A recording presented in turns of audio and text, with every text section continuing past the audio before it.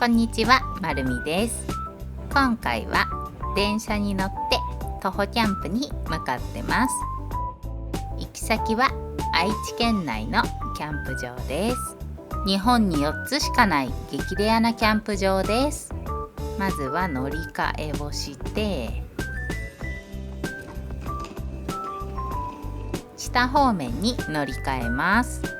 赤い名鉄の電車が撮りたくてスタンバイしてたら、まさかの電車がこっちまで来ず、急いで乗り込む羽目に。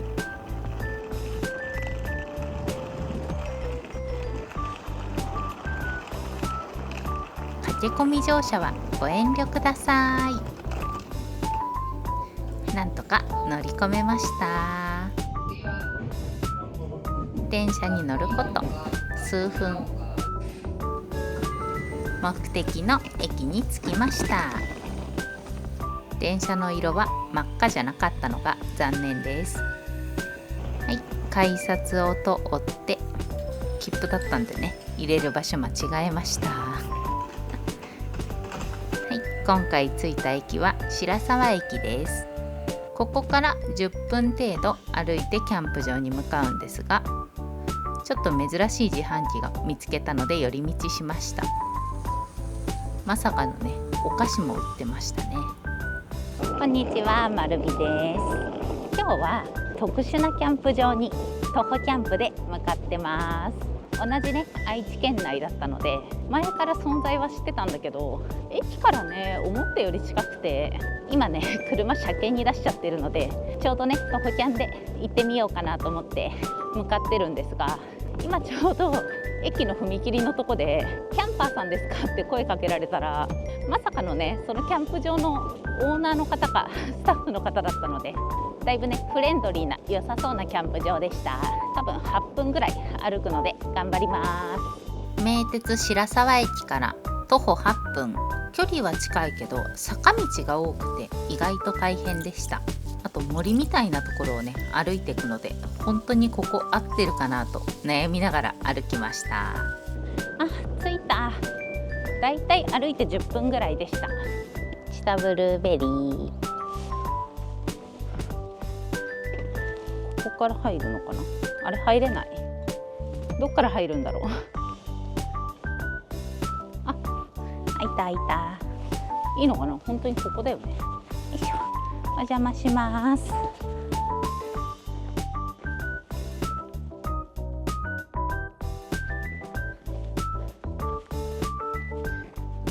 受付します。ちょっといなさそうなんで、この鐘を鳴らせばいいのかな。これ飾りかな。鳴らしちゃダメなやつかな。まあいっか、鳴らしちゃった。今回鐘を鳴らしたら係の人がやってきてキャンプ場の細かい説明をしてくれましたが、本当は鳴らさずに自分でどこに泊まるか選んで勝手にテントを張ってもうキャンプを始めてよかったみたいです。今回撮影させてほしいということを言ったので、細かいキャンプ場の説明をしていただいたので、後でねキャンプ場紹介をします。基本的にはそのまま自分でどこにテントを張るか決めてキャンプをして、次の日に受付の場所でお金を払って解散という形みたいです。今回はネイチャーハイクのハイビーというテントを持ってきました。最近徒歩キャンプでこのテントがマイブームで、重さは3キロぐらいなんだけど2人用の広さがあるので、大きい荷物があっても荷物も問題なく入れられるのと、天気予報が次の日雨予報だったので、雨降った時用におこもりになるかもなと思ってこもれるテントを持ってきました。このテントね、組み立てはポール3本刺すだけで問題ないんですが、その刺す時がめちゃくちゃ硬くて、本当全体重をかけて引っ張りながら刺さないとうまく刺せないっていうのが最大のデメリットかなと思います。ポールを刺す難関さえ超えちゃえば、あとはこっちのものです。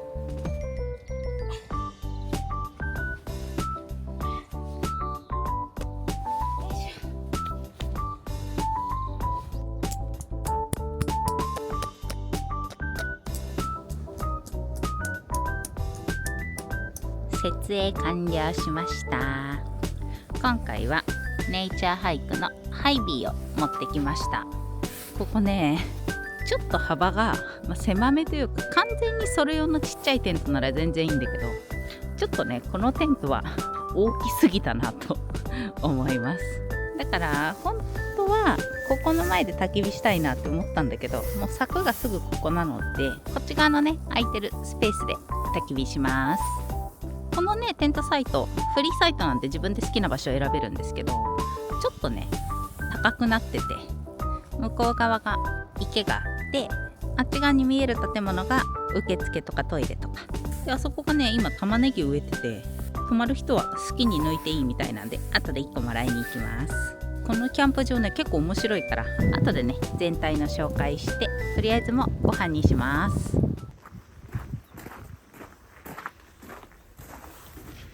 これで1000円はお得だよね。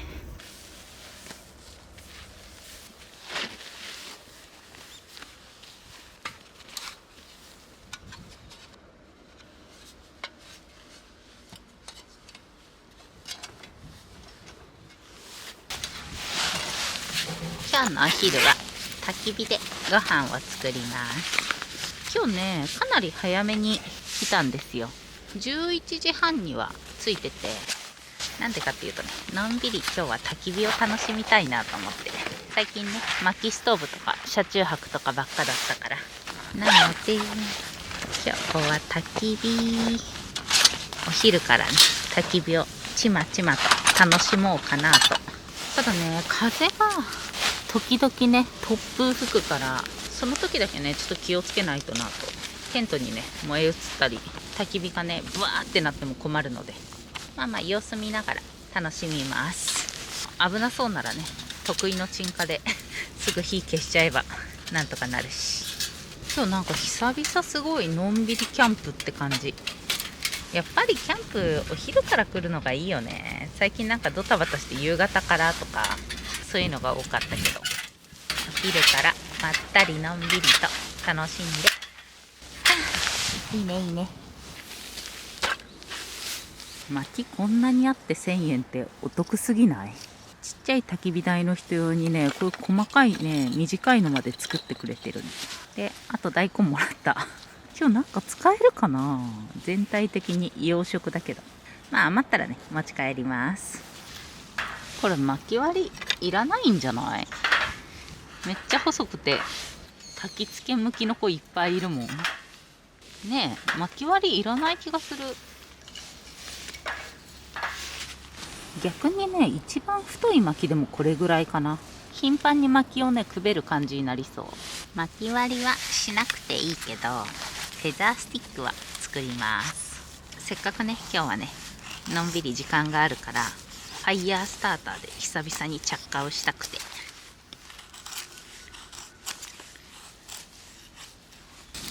なんかすごい久々にフェザースティック作ってる気がする。最近もうベッベッベッって着火剤とかでやってたから。よいしょ。いいじゃない。何個か作って。なんか今日調子いいな。薪のね調子がいいのか、私の調子がいいのか。なんかめっちゃ簡単に削れるんだけど、薪の調子がいい気がする。私の中でこれは調子がいい方です。最終的には燃えてくれれば OK だから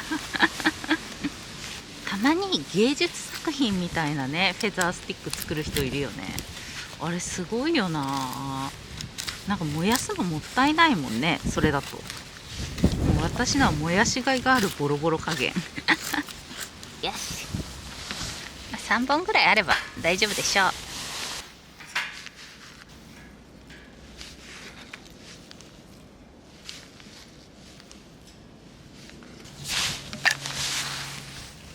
モシュモシュモシュモシュモシュモシュ、へい。よいしょ。この作業ねめっちゃ好きなの。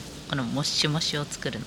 白樺の皮とかあればね、それに直接ベッてファイヤースターターで火つけれるんだけど、あとファットウッドとか、私ねあれで火つけれたことがなくてこの朝縄をほぐしてほわほわにしてやるのが一番私はつけやすいかなという感じです。向き不向きあるよね、なんでもね。私は多分基本的にキャンプは複雑なこと多いから不向きなんだけど、楽しいからやってます。キャンプってさ、テント立てるのも意外と難しいし、ペグもね、硬い地面だと硬くて頑張ってペグ打つのも結構難しいし、で焚き火も火を消さないようにし続けるのも結構難しいし、意外とね難しいことだらけなんですよ。だからスイスイスイってキャンプできる人ってすごい高スペックなんだと思う。私はねちょっと低スペなのでまったりと自分のペースで楽しみます。あとね結構いい加減なんだよね、全体的に。例えばさ、こういうのも気になる人はここもちゃんとほぐすんだけど、私はこういう中に入れ込めば言いやすいしで適当に作っちゃう。最終的に火がつけばそれで OK。 なんなら着火剤持ってきてるし、最終手段は着火剤って思うと楽しくね、自分のやりたいことをやれます。 OK。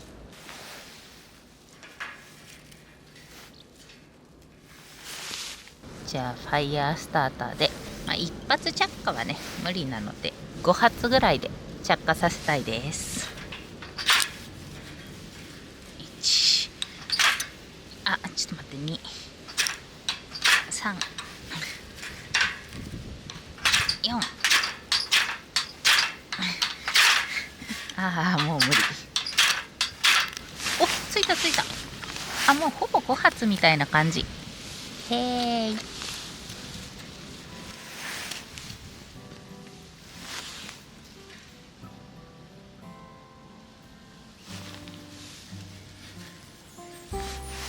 いしょ。ちょっと焦る。ち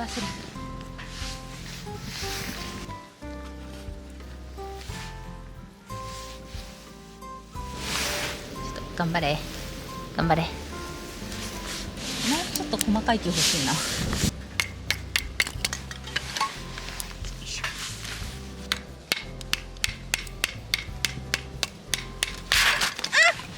ちょっと危ない。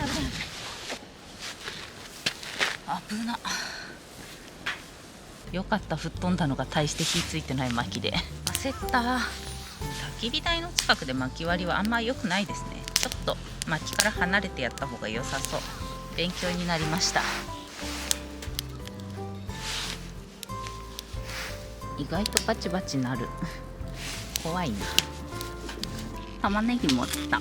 めっちゃ嬉しい。新玉。しかも今日ねちょうど玉ねぎね忘れてきて、そういや忘れてきたわって思ったからちょうどいい。やったね。ご飯食べよう。今日はねいろいろハッキングしてきたけど、ちょっと待ってスプーンよいしょ。外れた。オッケー。スプーン引っかかっちゃった。びっくりした。もうねお腹減ったのでサクサク作りますっていつも言うけど結局のんびりしちゃうんだよね。せっかくもらった玉ねぎを使おう。しかもね洗ってきてまでくれてる。めちゃくちゃありがたい。お優しいね。新玉ねぎだからもうほんとねこのまま食べれるみたい。できるだけ薄く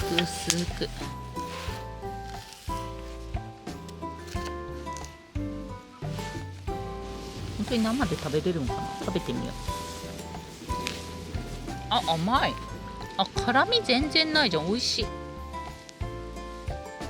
料理に集中してたら鎮火しちゃった。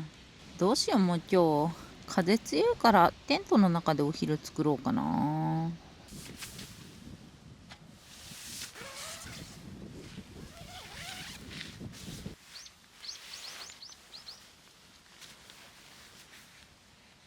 今テントの中です。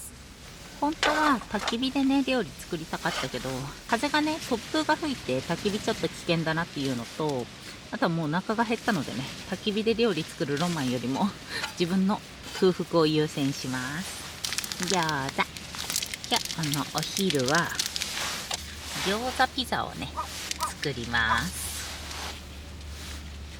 本当はね、焚き火でね、でっかいのを作ろうと思ったんだけど、作戦変更でね、スキレットで作ります。本当はダイソーとかで売ってるバーベキュー用の黒いシートみたいなやつで、それでね、結構特大級のを作ろうかなって思ってたんだけど、ちょっともう諦めて、これでピザを焼きます。よかった、スキレット持ってきといて。ピザ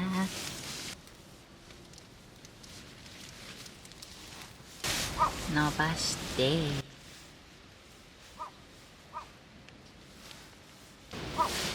さっき切った玉ねぎ。風すごい強くなってきた。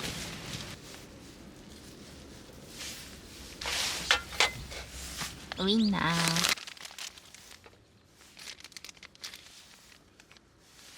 まあ2本あればいいでしょう。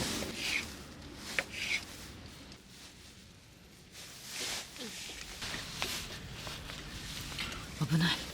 ここね、地面が砂だから落とすとね、結構悲惨なことになるんですよね。芝生だとね、別に落としてもダメージあんまりないんだけど、砂とちょっと泥っぽい土んとこはね、落とすと結構ダメージ大。カーン、このコーン優秀。あんまり水分ない。優秀。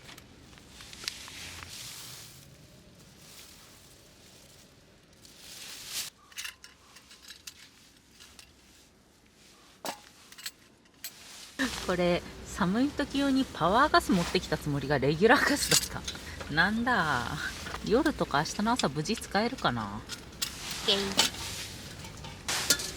いしょ。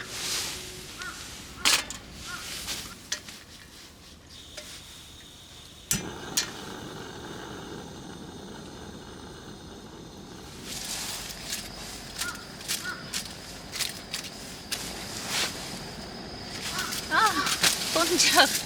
もうどうしようかな。重しになるもの。よいしょ。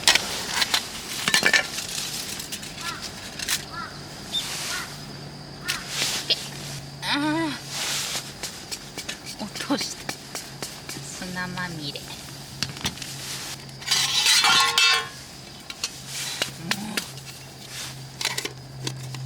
思ったよりね、輻射熱で全体が熱くなってきちゃったから、よいしょ。この辺ね、よいしょ。持ってきたこの延長コード使います。今日夜ね、バーナーのストーブやりたくて、輻射熱心配だから一応持ってきたんだけど、よかった、料理でも役立つ。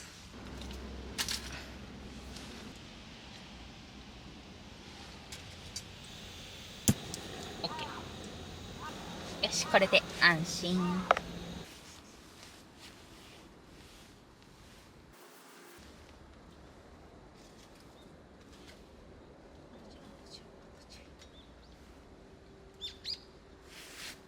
できたかな。おお、ピザじゃん。よいしょ。あー、完成。やっぱりこれかなりこの辺熱くなったから延長のやつ使ってよかったわ。おいしそう。いただきます。ただ問題はこれどう食べればいいんだい。切れるんかな。よいしょ。熱い熱い。なんかかわいいお皿みたいになってる。切れるんかなこれ。まな板は小さいからもうこのままテーブルの上で切ります。どう切ろう。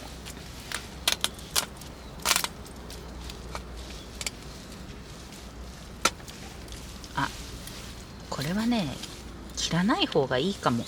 かぶりつきます。いただきます。どうかぶりつけばいいんだ。見て、後ろもちゃんとピザ。うん、完全クリスピーピザの食感。うん、美味しい。持つのが熱いかまな板にのせよう。めっちゃ美味しいよこれ。これちょっと天才的な美味しさなんだけど、感動。やばい、美味しすぎてほんと瞬殺しちゃう。全然噛んでない、丸飲みに近い感じ。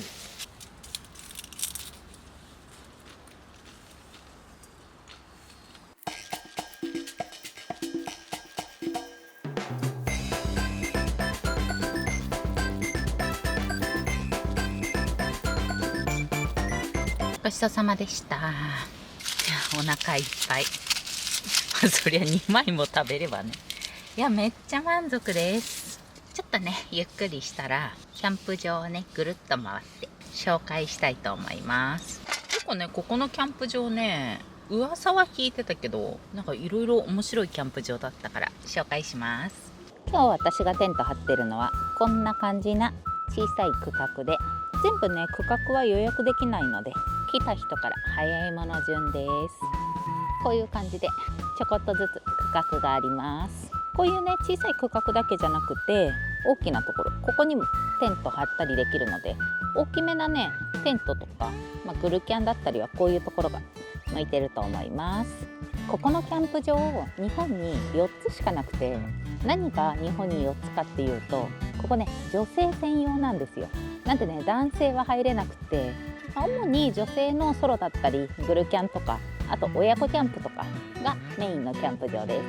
日本にあるのが青森、栃木、どこって言ってたっけな、埼玉、山梨かもしれない。埼玉か山梨かで、あとここ愛知県、この4つが女性専用のキャンプ場みたいです。もうこういう感じでね、なんかところどころテーブルとか椅子があって、こういうテーブルや椅子とか全部手作りでやってるみたいです。ここにねちょっとした舞台もあって、なんかイベントも時々開催されるみたいです。ここに大きなため池があって、さっきねサギがいてすごいね、おー自然っていう感じでしたね。あっちに見えるのがトイレとか受付、あそこに畑があって、結構上の方までねサイトがあります。ここに見える柵は全部ね、道路からこういう柵があって中にね入れないようになってるのと、もうところどころにカメラがついてて、もし不審者とかが入ってくると、管理人さんのスマホにね通知があって、もう管理人さんが夜中でも駆けつけるシステムみたいで、ほんとね女性にはめちゃくちゃ安全なキャンプ場みたいです。これならね初めての女性のソロキャンプでもね安心かなと思います。サイトも場所によってはああいう木に囲まれてちょっと森感味わえるとこだったり、私が使ってるあそこのキャンプサイトはちょっと場所が高いので風景がね開けた感じで見えたりとか、あとはこういう芝生っぽい場所でキャンプもできます。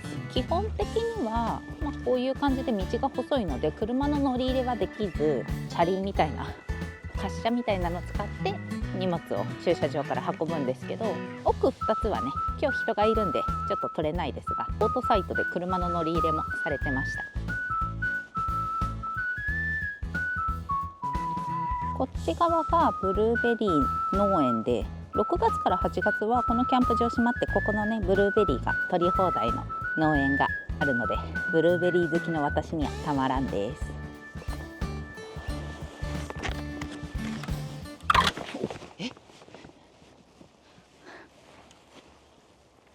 怖っ。大丈夫そう。びっくりした。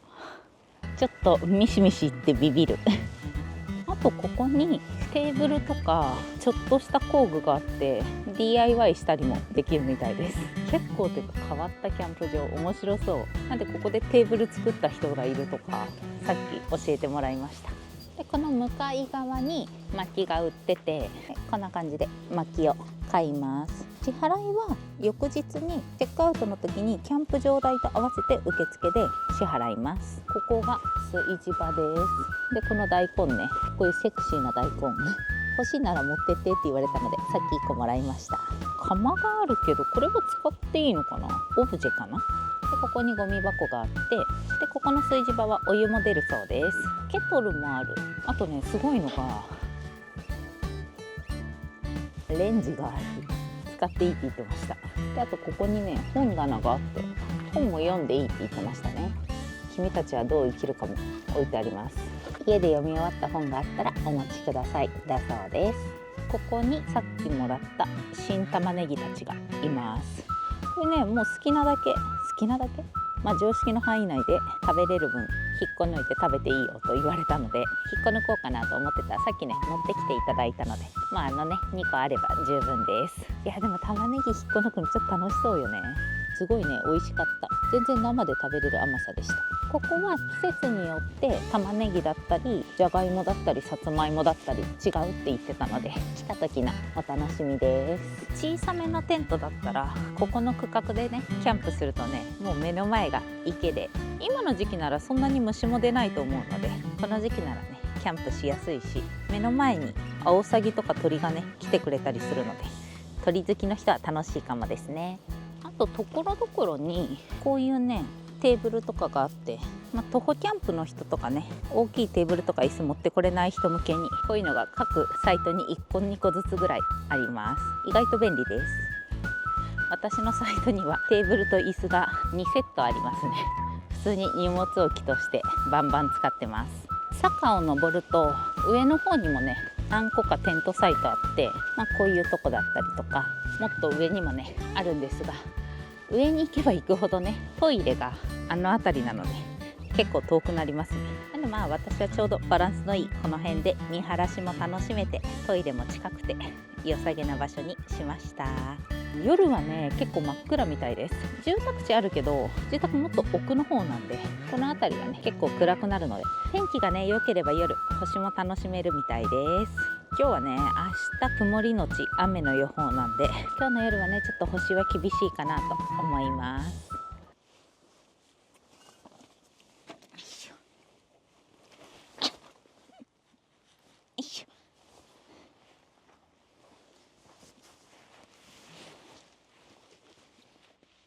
すぐね地面をねテーブルにしちゃう。なんで当たり前のように地面で料理をします。コーヒーを入れます。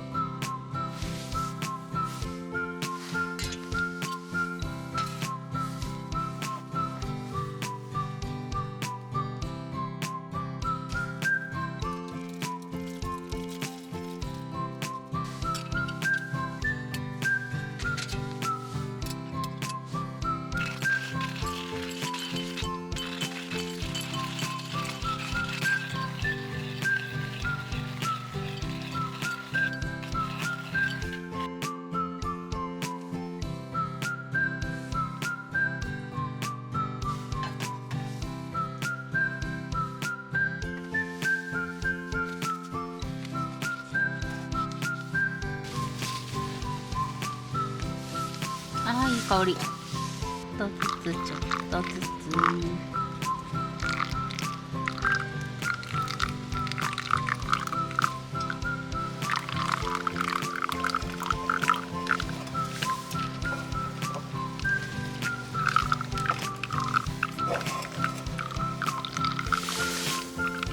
下回すより上回した方が早かった。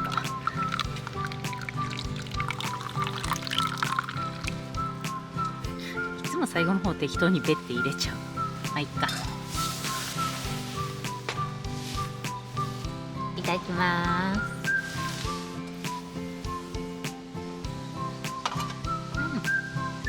美味しい。ヤンヤンつけばないちご味。いちご味終売したって聞いて、この前たまたま行ったドラッグストアに大量にあったから、もう本当に買い占めてきましたね。大好きすぎて。ソメイヨシノって何の木の名前？桜。めっちゃ普通に答え見えちゃった。もうすぐそうだね。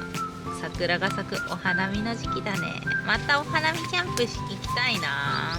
関ヶ原か笠木とかいいな。なんでだろう、お花見ってめっちゃハッピーな気持ちになれる。2度漬けでも3度漬けでも容赦なくします。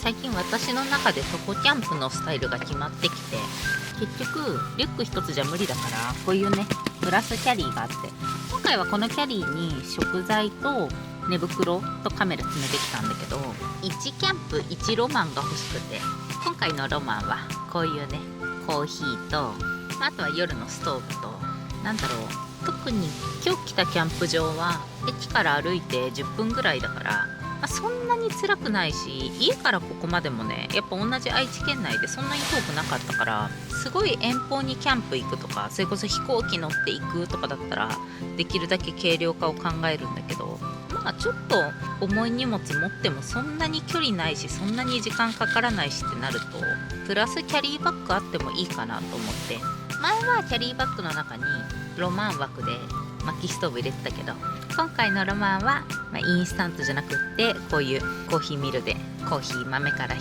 くのと、あと夜ストーブでぬくぬくするっていう、1キャンプ1ロマンいいな。今日2ロマンだけどね。私のキャンプのロマンはこれだっていうのあったらコメントで教えてもらえると嬉しいです。多分パクりますみんなね、どういうロマンを過ごしてるか気になるよね。あとキャンドルも持ってきて、キャンドルも今日ロマン枠だな。あと車の時はコールマンのルミエールランタンとか、あれもロマン枠だな。ちょっと虫死んじゃった中でちょっと嫌だけどいいや、のもどんどん強くなっていくごち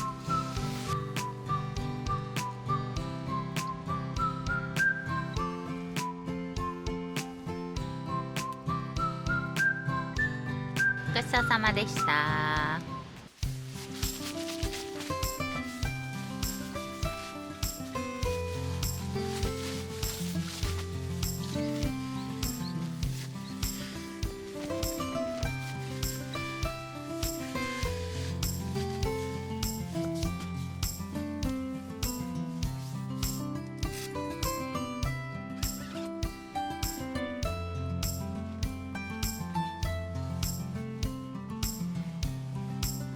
では恒例の昼寝に入ります。ということで前編はここまでです。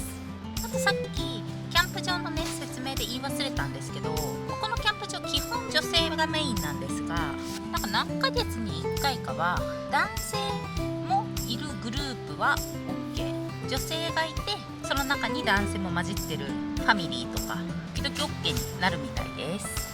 男性だけのグループのキャンプだったり、男性のソロキャンプはちょっと難しいみたいですけど、なんでね、ファミリーの方とかは時々家族みんなでね来ることができるみたいです。では昼寝をするので残りは後編で、ぜひ後編も見てください。最後までご視聴ありがとうございました。また次の動画でお会いしましょう。バイバーイ。おやすみ。